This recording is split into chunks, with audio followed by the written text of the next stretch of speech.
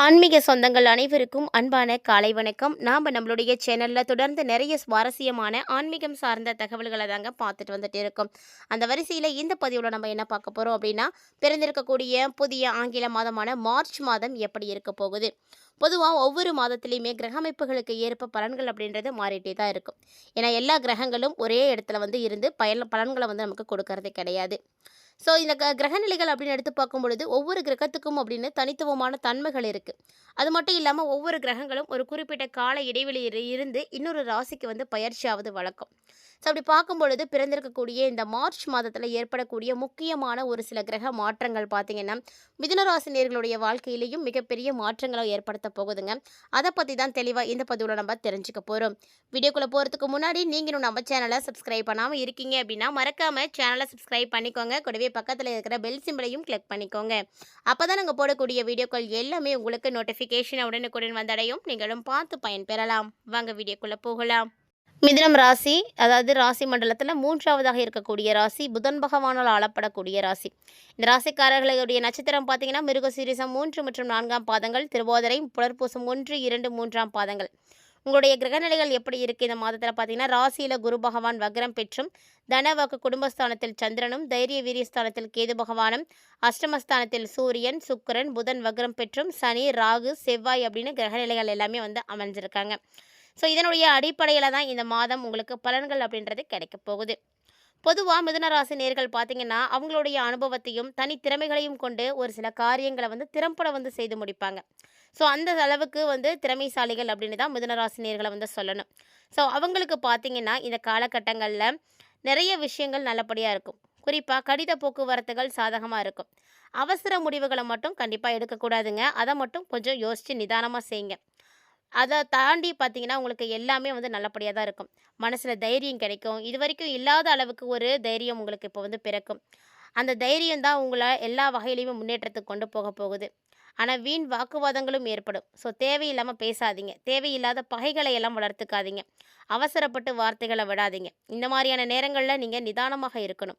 தொழில், வியாபாரம் இதெல்லாம் இருக்கக்கூடியவர்கள்லாம் உங்களுடைய சாதுரியமான பேச்சு மூலமாக தான் வியாபாரத்தை லாபகரமாக நீங்கள் கொண்டு போக முடியும்.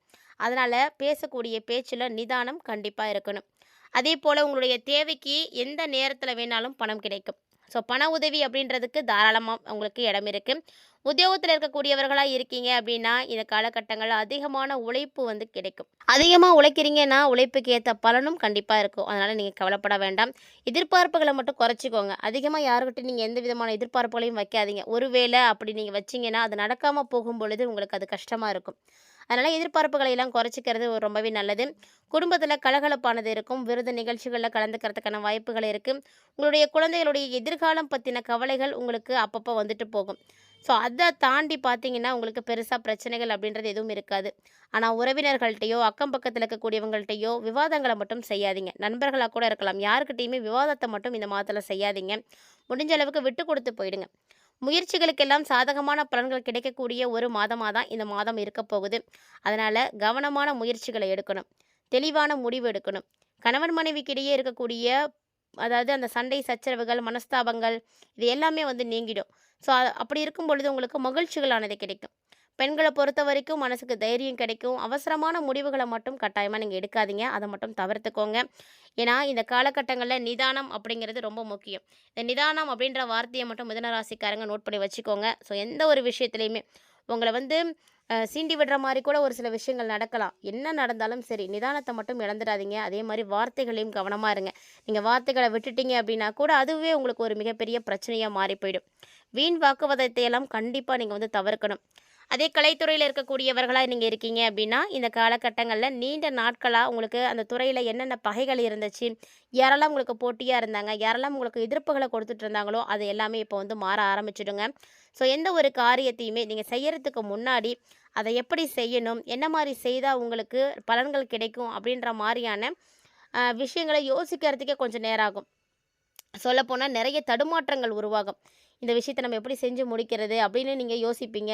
செய்கிறீங்க அப்படிங்கும் பொழுது ஏதாவது ஒரு தடை பார்ப்பீங்க. இல்லைன்னா செய்கிறதுக்கு நிறைய பயம் இருக்கும். ஆனால் அந்த ஒரு தடுமாற்றம் அப்படின்றது ஏற்படுதுன்றதுக்காக அந்த விஷயத்தை விட்டுறக்கூடாதுங்க. தொடர்ந்து முயற்சி பண்ணிங்கன்னா கண்டிப்பாக வெற்றி இருக்குது. அதே நேரம் அவசர முடிவுகளை மட்டும் தவிர்த்துக்கோங்க. அரசியல் துறையில் இருக்கக்கூடிய மிதுன ராசி நேயர்களாக இருக்கீங்க அப்படின்னா, இந்த காலகட்டங்களில் எதிர்காலம் பற்றிய முக்கியமான முடிவுகளை நீங்கள் எடுக்க நினைப்பீங்க. ஸோ உங்களுடைய எதிர்காலம் எப்படி இருக்கணும் அப்படின்றத நீங்கள் தான் டிசைட் பண்ண போகிறீங்க. ஸோ அதுக்கான ஒரு அற்புதமான நேரமாகவும் இந்த நேரம் இருக்க போகுது. ஆனால் யாருக்காகவும் எந்த ஒரு விஷயத்தையும் செய்யாதீங்க. அடுத்தவங்களுடைய யோசனைகளை கேட்டு நீங்கள் செய்கிறீங்க அப்படின்னா, அதில் உங்களுக்கு நிறைய விஷயங்கள் பிரச்சனையாக தான் முடியும். அதனால் தடுமாற்றம் அப்படின்றது இருக்கக்கூடாதுன்னா, அடுத்தவங்க சொல்கிறாங்கன்றதுக்காக அதை நம்ம செய்யக்கூடாது. அந்த விஷயங்கள் இருக்கக்கூடிய நல்லது என்ன, கெட்டது என்ன, அதை நம்மளால் செய்ய முடியுமா, அது நமக்கு நல்லதா அப்படின்றதெல்லாம் நீங்கள் யோசிக்கணும். ஏன்னா மற்றவங்க சொல்கிறாங்க அப்படின்றதுக்காக நம்ம செய்கிறது முட்டாள்தனமான ஒன்று. எதிர்ப்புகளை எல்லாமே வந்து விலக்கிக்கோங்க. கல்வி பயிலக்கூடிய மாணவர்களாக இருக்கீங்க அப்படின்னா, நிச்சயமாக கல்வியில் உங்களுக்கு வெற்றி இருக்கும். அந்த வெற்றியை நீங்கள் அடையணும் அப்படின்னா, அதுக்கான உழைப்புகளை போடணும். எந்த எஃபர்ட்டுமே போடாமல் எதுவுமே எதிர்பார்க்கக்கூடாது. அதுவுமே வந்து முட்டாள்தனம் தான். ஸோ நாம் முயற்சிகள் செய்யணும். கொஞ்சம் நேரம் எழுந்து படிக்கிறதோ அல்லது எழுதி பார்க்குறதோ அல்லது ஒரு சிலர் வந்து சொல்லக்கூடிய விஷயங்களை மனதில் பதிய வைக்கிறதோ இதெல்லாம் ரொம்ப முக்கியம். கான்சன்ட்ரேஷன் இல்லாமல் நம்ம படிக்கும் பொழுது அந்த விஷயங்கள் நம்மளுடைய மனசில் வந்து பதியவே பதியாது. ஸோ மிதுனராசி நேயர்கள், அதாவது கல்வி பயிலக்கூடிய மாணவர்கள், குழந்தைகள் எல்லாருமே வந்து கவனமாக இருங்க. எதிர்பார்ப்புகளை நீங்களும் குறைச்சிக்கோங்க. எதிர்பார்ப்புகளை வச்சிங்க அப்படின்னா உங்களுக்கு ரொம்பவே வந்து கஷ்டமாக இருக்கும். ஸோ என்ன இருக்கோ அதை வச்சு நீங்கள் எப்படி முன்னேற்றம் அடையலாம் அப்படின்னு தான் யோசிக்கணும். எல்லாருக்கிட்டேயும் ஒரே மாதிரியான திறமைகள் இருக்காது. ஸோ அவங்கவுங்களுடைய திறமைகளுக்கு ஏற்ப நீங்கள் வந்து ஒரு சில விஷயங்களை எடுத்து முடிவு பண்ணுங்கள். இது வரைக்கும் நம்ம ராசியின் அடிப்படையில் பார்த்தோம். இப்போ நட்சத்திர ரீதியாக பார்க்க போகிறோம்.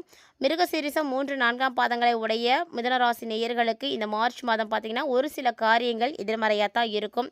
அதனால் அவசரப்படக்கூடாது. நீங்கள் இது வரைக்கும் எதிர்பார்த்த காரியங்கள் எல்லாமே இழுபறியாக தான் இருந்திருக்கும். நிறைவேறாமல் தான் போயிருக்கும். ஏதாவது ஒரு வகையில் எப்படியாவது வந்து நடந்துடும் அப்படின்ற ஒரு நம்பிக்கை மட்டும்தான் உங்களுக்கு இருந்திருக்குமே தவிர மற்றபடி வேறு ஒன்றுமே இருக்காது. ஸோ அந்த சொல்லப்போனால் அந்த விஷயம் நடந்திருக்கும் அப்படின்னு கூட சொல்ல முடியாது. அப்படிப்பட்ட வகையில் நம்பிக்கை அப்படின்றத மட்டும் இருக்கும். அந்த நம்பிக்கை இன்னும் தொடர்ந்து தான் உங்களுக்கு வந்து இருந்துகிட்டு இருக்கும். அடுத்ததாக பார்க்கக்கூடிய நட்சத்திரம் திருவோதரை நட்சத்திரம். இந்த திருவோதரை நட்சத்திரக்காரர்களை பொறுத்த வரைக்கும் இந்த மார்ச் மாதத்தில் நீங்கள் யார்கிட்ட பழகுறீங்களோ அந்த மனிதர்களுடைய வார்த்தைகளை வந்து நம்புறதா வேண்டாமா அப்படின்ற ஒரு சந்தேகம் உங்களுக்கு இருந்துகிட்டே இருக்கும். ஒரு குழப்பம் இருந்துகிட்டே இருக்கும். ஏன்னா ராகு உங்களுக்கு அந்த மாதிரியான ஒரு சூழ்நிலைகளை வந்து ஏற்படுத்திடுவார். ராகுவினுடைய சஞ்சாரத்தினால உங்களுடைய வாழ்க்கையில் ஒரு பிடிப்பும் ஆர்வமும் இல்லாமல் ஒரு சலிப்போடு தான் வந்து வாழ்க்கை வந்து ஏற்பட்டுட்டு இருக்கும். இந்த சலிப்பை உங்களுக்கு அடிக்கடி இந்த ராகு பகவான் ஏற்படுத்திகிட்டே தான் இருப்பார். இருந்தாலுமே கூட உங்களுடைய ராசி நாதன் உங்களுக்கு நல்ல ஒரு பலமாக இருக்கிறதுனால இவர் கொடுக்கக்கூடிய அந்த சலிப்புகளை எல்லாத்தையுமே உங்களை பெரிய அளவு பாதிப்படையாமல் செய்யாமல் காப்பாற்றிருப்பார். சொல்லப்போனால் மிதுன ராசி நேயர்களில் திருவோதரை நட்சத்திரக்காரர்களுக்கு இனிப்பும் கசப்பும் மாறி மாறி தான் வந்து கிடச்சிட்டே இருக்கும். ஸோ இந்த மாதிரியான ஒரு தகவல்கள் தான் இந்த மார்ச் மாதத்தில் உங்களுக்கு ஏற்படும். அடுத்ததாக புனர்பூசம் 1, 2, 3ஆம் பாதங்களை உடைய மிதுனராசி அன்பர்களுக்கு இந்த மார்ச் பார்த்திங்கன்னா குடும்பத்தில் ஏற்கனவே என்னென்ன பிரச்சனைகளை பார்த்துட்டு வந்தீங்களோ அந்த பிரச்சனைகள் எல்லாமே வந்து மறைய ஆரம்பிக்கும். ஒரு சிலருக்கு பார்த்திங்கன்னா திருமணம் சுப நிகழ்ச்சிகள் எல்லாம் நடக்கிறதா தாமதங்கள் கூட ஏற்படும். அதனால் பெரிய அளவில் எதுவும் முயற்சி பண்ண வேண்டாம். ஏன்னா நீங்கள் ஏற்கனவே முயற்சி பண்ணுறீங்க அப்படின்னா அது நடக்காமல் போகும் பொழுது கஷ்டமாக இருக்கும். யாருக்கும் எந்த ஒரு சூழ்நிலையிலும் வாக்கு கொடுக்காதீங்க. அப்படி ஒருவேளை நீங்கள் யாருக்காவது வாக்கு கொடுக்கணும் அப்படின்னு நினைக்கிறீங்க அப்படின்னா அதை செய்யறதுக்கு முன்னாடி நல்ல ஆலோசனைகள் வந்து இருக்கணும். சிந்தித்து முடிவெடுக்கணும். ஏன்னா நம்ம அவசரப்பட்டு எந்த ஒரு வாக்குறுதிகளும் கொடுக்கக்கூடாது. கடைசி நேரத்தில் அதை நம்மளால் காப்பாற்ற முடியாமல் கூட போயிடும். ஸோ இந்த மாதிரியான நேரங்களில் கவனத்தை வந்து செலுத்துங்க. நிதானமாக இருந்தீங்க அப்படின்னாவே இந்த மார்ச் மாதத்தை நீங்கள் எளிமையாக கடந்து வர முடியும். மிதுனராசி நேர்களை பொறுத்த வரைக்கும் இந்த காலகட்டங்கள் உங்களுக்கு சிறப்பாக இருக்கிறதுக்கு நீங்கள் என்ன எளிமையான பரிகாரங்கள் செய்யலாம் அப்படின்னு பார்த்தீங்கன்னா, புதன்கிழமை, புதன் தான் உங்களுடைய ராசி அதிபதி. அதனால் புதன்கிழமையில் நவகிரகத்தில் இருக்கக்கூடிய புதன் பகவானை நெய் தீபம் போட்டு வழிபாடு செய்துட்டு வாங்க. இந்த எளிமையான ஒரு பரிகாரத்தை மட்டும் செய்துட்டு வந்தீங்க அப்படின்னா இந்த மார்ச் மாதத்தில் ஏற்படக்கூடிய பல பிரச்சனைகள் வந்து சரியாக போகும். அதுவும் குறிப்பாக கல்வியில் ஏற்படக்கூடிய பிரச்சனைகள் எல்லாமே சரியாக போகும். கல்வியில் நீங்கள் வெற்றிகளை பார்க்கணும் அப்படின்னா புதன் பகவானை வழிபாடு செய்கிறது ரொம்ப சிறந்த எளிமையான பரிகாரமாக இருக்கும். அதனால் மறக்காமல் முயற்சி பண்ணி பாருங்கள். மேலும் இந்த மாதம் உங்களுக்கு சந்திராஷ்டமங்கள் இருக்கானா? கண்டிப்பாக இருக்குது. சந்திராஷ்டம தினங்கள் பார்த்தீங்கன்னா 21 மற்றும் 22. இந்த 2 நாட்கள்லையுமே நீங்கள் ரொம்ப கவனமாக தான் இருக்கணும். பொதுவாக சந்திராஷ்டம நாட்களில் என்ன செய்யணும் செய்யக்கூடாதோ அதெல்லாம் வந்து கரெக்டாக ஃபாலோ பண்ணிக்கோங்க. கண்டிப்பாக மறக்காமல் இந்த எளிமையான பரிகாரத்தை மட்டும் செய்து பாருங்கள். இந்த பதிவில் நிறைய தகவல்களை நீங்கள் பார்த்துருப்பீங்கன்னு நினைக்கிறேன். அதாவது மிதுன ராசி நேயர்களுக்கு ராசியின் அடிப்படையிலும் சரி நட்சத்திர ரீதியாகவும் சரி என்னென்ன மாற்றங்கள் இந்த மாதத்தில் ஏற்பட போகுது, என்ன மாதிரியான பரிகாரங்கள் செய்து அந்த மாதத்தை நீங்கள் எளிமையாக கடந்து வரலாம் அப்படின்னு நிறைய தகவல்களை தெரிஞ்சுட்டு இருந்திருப்பீங்க. கட்டாயமாக வீடியோ உங்களுக்கு பிடிச்சிருக்குன்னு நினைக்கிறேன். பிடிச்சிருந்ததுன்னா லைக் பண்ணி ஷேர் பண்ணுங்கள். மறக்காமல் கமெண்ட் பண்ணுங்கள். இது மட்டும் இல்லாமல் இது போல் இன்னும் நிறைய இன்ட்ரெஸ்டிங்கான தகவல்கள் பார்த்தீங்கன்னா நம்ம சேனலில் தினம்தோறுமே நம்ம அப்டேட் பண்ணிகிட்டே தான் இருக்கோம். அதையெல்லாம் நீங்கள் தொடர்ந்து பார்க்கறதுக்கு நம்ம சேனலை சப்ஸ்கிரைப் பண்ணிவிட்டு ஃபாலோ பண்ணிக்கோங்க. மீண்டும் இது போல் நிறைய இன்ட்ரெஸ்டிங்கான தகவல்களோட மற்றும் ஒரு சுவாரஸ்யமான தலைப்பில் சந்திக்கலாம்.